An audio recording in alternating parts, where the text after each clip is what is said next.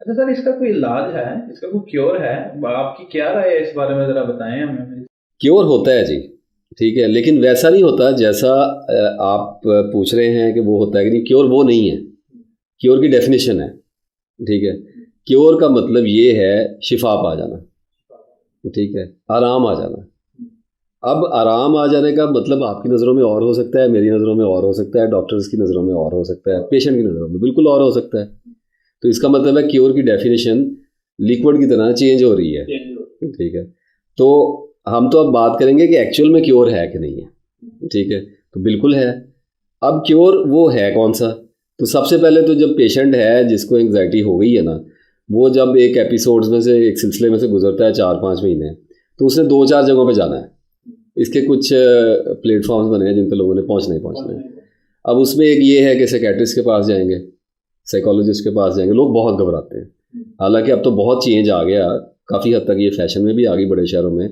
कहाँ गया? मैं अपने साइकेट्रिस्ट के पास गया था जी, ठीक है, या मैं अपनी मेडिसिन ले रहा हूँ, ठीक है। अब ये चीज़ें तो आ गई हैं, लेकिन छोटे शहरों में और देहात में तो बहुत ज़्यादा लोग अवॉइड करते हैं।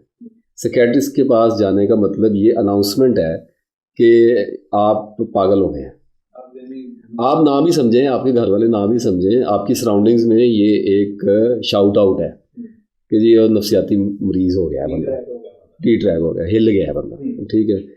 तो अब वो लोग बचने के लिए फिर जाते हैं बाबों के पास, और जिनको ज़ाहिर बात है, आदमी को जिससे उम्मीद है उसके पास तो जाएगा ना। फिर लोगों ने दरबारों पे भी जाना है, लोग दुआएं भी करते हैं, नमाजें भी पढ़ते हैं, दुआएं करते हैं, कुरान पाक पढ़ते हैं, रो रो के दुआएं मांगते हैं कि या अल्लाह हमें ठीक कर दे, ये मेरे साथ क्या हो गया है, ठीक है। अब दुआ तो अल्लाह का, बंदे का एक बंदे का अल्लाह पे हक है, उसने दुआ तो मांगनी है। लेकिन ये जो बाकी सारे मामलात हैं, इसको बिल्कुल दवाई की तरह लोग लेते हैं कि जी फलां वजीफ़ा कर रहे हैं, फलां बाबा जी ने कोई दम करके पानी दे दिया, अब क्योर आएगा। जैसे मेडिसिन खाने वाला मेडिसिन खा के समझ, इस तरीके से पानी पीने वाला भी दम किया हुआ समझ रहा है कि अब क्योर आएगा, अब मुझे, मैं ठीक होना शुरू हो जाऊँगा। इसी तरीके से फिर कुछ लोग हैं जो जाते हैं आमलों के पास। ਉਹ ਜੀ ਤੁਹਾਡੇ ਘਰ 'ਚ ਇੱਕ ਬੰਦਾ ਹੈ, ਉਹਦੀਆਂ ਭੂਰੀਆਂ ਅੱਖਾਂ ਨੇ ਤੇ ਉਹਨੇ ਤੁਹਾਡੇ ਤੇ ਕੁਝ करता है।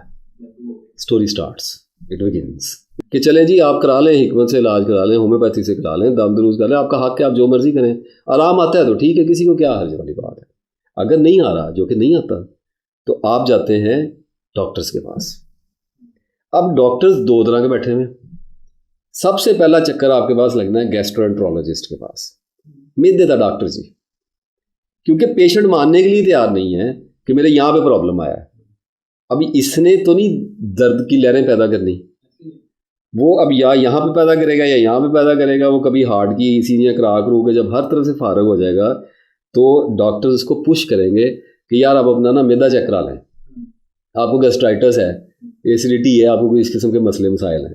वो बेचारा जाएगा गैस्ट्रोएंटरोलॉजिस्ट के पास जाएगा, उसने राइजक दे देना है, मैं नाम नहीं लेना चाहता, बहुत सारी चीज़ें, गैविस्कॉन मिल गया, इस किस्म की चीज़ें हैं, कुछ मेडिसिन दे देगा आपको, थोड़ा सा लिब्रेक्स वगैरह, और बहुत सारी चीज़ें हैं, बहुत से क्लासेस हैं इनके अंदर, वो बहुत डिटेल हो जाएगी। वो मेडिसिन देंगे, आप आगे खाएंगे, आपको थोड़ा सा लगेगा फिर वही कि क्योर आया है, क्योर आया है, क्योर आएगा, थोड़ा फील होगा कि अब थोड़ी गैस वगैरह से कभी जान छूटी है, कब्ज़ की दवाई दे देंगे, आपकी कब्ज़ खुल जाएगी। अगर मोशन लगे हुए हैं तो आपको इमोडियम दे देंगे, फ्लैजल दे देंगे, चीज़ दे देंगे ना आपको, तो आपको लगेगा यार थोड़ा सा कोप हुआ है।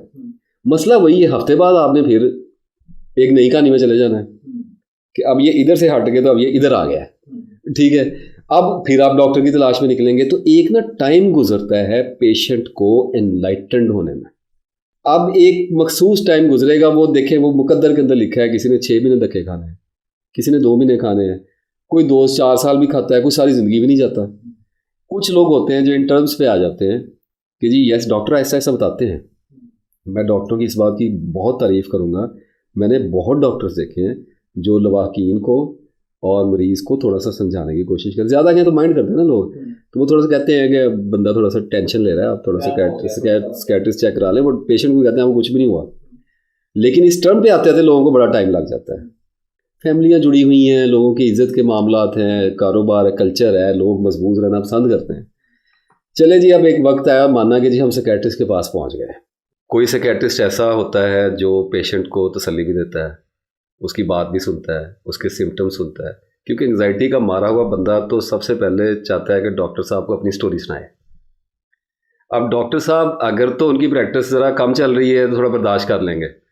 अब अगर तो उनकी प्रैक्टिस बहुत ज़्यादा चलती है, बाहर लाइन लगी हुई है, तो कैसे सुने बात को? टाइम की किल्लत भी है। तो अगर मिजाज भी अच्छा होगा तब भी फंस गए कि अब वो पता है कि हर पेशेंट ही यही स्टोरी लेके आ रहा है। तो आम तौर पे ये होता है कि इस तरह के डॉक्टर बहुत कम अवेलेबल हैं जो पेशेंट की बात को तसल्ली से सुने। इसको ट्रेजेडी कहते हैं और मैं इसके ख़िलाफ़ भी नहीं हूँ। ये मुमकिन ही नहीं है कि आप हर पेशेंट को घंटा घंटा दें, तो आप तो फिर सारा दिन एक ही पेशेंट को लेकर बैठे रहेंगे। लेकिन दूसरी तरफ आयरॉनिक ये है कि पेशेंट को ज़रूरत है, उसे किसी ने बताया है कि आप बहुत अच्छे डॉक्टर हैं और वो आपसे डिस्कस करना चाह रहा है। तो अब इक्वेशन में से हम सबसे पहले तो काउंसलिंग को बाहर करते हैं कि काउंसलिंग पॉसिबल नहीं है।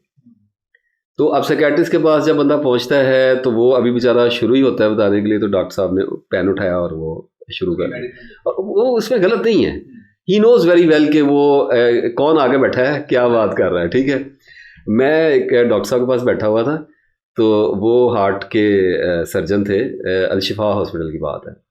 तो मेरे एक दोस्त थे, उनको थोड़ा प्रॉब्लम हो गया, तो उसमें हम गए उनके पास। तो उन्होंने जब देखा ना, जाके बैठे, तो उन्होंने कहा क्या प्रॉब्लम है भाई आपको? उन्होंने कहा जी कि मुझे ऐसे लगता है मेरे दिल का मसला है। उन्होंने कहा बेटा जब तुम मेरे कमरे में एंटर हुए थे ना, मुझे उस वक्त पता चल गया था कि तुम हार्ट के पेशेंट नहीं हो। मुझे 40 साल हो गए हैं ये काम करते हुए। मुझे पेशेंट की शक्ल देख के, उसकी चाल देख के, उसका सांस देख के पता चल जाता है कि इसको हार्ट का इशू है कि नहीं है। अगर कोई हार्ट सर्जन देख रहे होंगे मेरी बात को तो वो इसे एग्री करेंगे, and I am pretty sure कि वो देख रहे हैं, तो उनको पता हो क्या बात कह रहा हूँ। देयर आर सर्टन वो अपीयरेंस होती है हार्ट के पेशेंट की पूरी, तो उससे वो पता चल जाता है कि बंदे को कोई ये चल के कैसे आ गया, इसको स्ट्रेचर में डालो। तो इसी तरीके से साइकियाट्रिस्ट को भी पता होता है कि हिल रहा है बहुत ज़्यादा, टांगें हिला रहा है, एनर्जी बहुत ज़्यादा बेकाबू हुई है, इसका न्यूरोट्रांसमीटर इधर उधर हो गए हैं इसके, तो वो फौरी तौर पे लिखना शुरू कर देता है। अब मसला यहाँ पे पड़ता है कि उसने लिखना क्या है। एक तो वो नॉर्मल सी प्रैक्टिस है, आप आजकल तो हार्ट डॉक्टर ही लिख के दे रहा है। एक तो नॉर्मल प्रैक्टिस है, रूटीन की बात है, आजकल हार्ट डॉक्टर ही लिख के दे रहा है, खाली साइकियाट्रिस्ट तो नहीं लिख रहे। वो ज़ैनेक्स लिख देंगे, alprazolam, I am talking about alprazolam salts की बात कर रहा हूँ, लेक्सोटानिल हो जाएगा, शॉर्ट टर्म बेंजोज हैं, लॉन्ग टर्म बेंजोज हैं, इट्स अ लॉन्ग स्टोरी। तो उसकी डिटेल में भी जाने के लिए मैं इंशाल्लाह एक वीडियो लेके आऊँगा कि ये क्या क्या क्लासिफिकेशंस हैं और कब से चली हुई हैं। अब वो एक तो पहले ये लिख देंगे, साथ में कुछ स्टमक की लिख देंगे, कुछ थोड़ा सा बंदे की एसिडिटी को काउंट कर लेंगे, थोड़ा सा बता देंगे, आप ठीक हो जाएंगे इंशाल्लाह, खाया करें।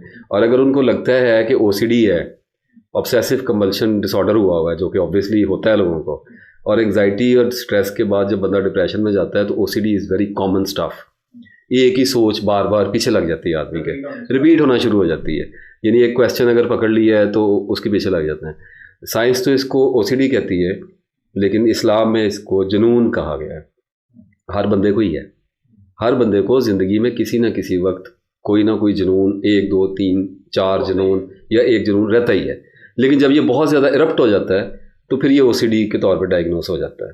अब उन्होंने मेडिसिन लिख दी, जो भी वो अपने एक्सपीरियंस के हवाले से, और भी बहुत सारी साइकोटिक मेडिसिन हैं।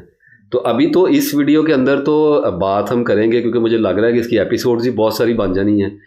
तो अभी तो हम बात करेंगे एंटी एंग्जाइटी जो मेडिसिन हैं।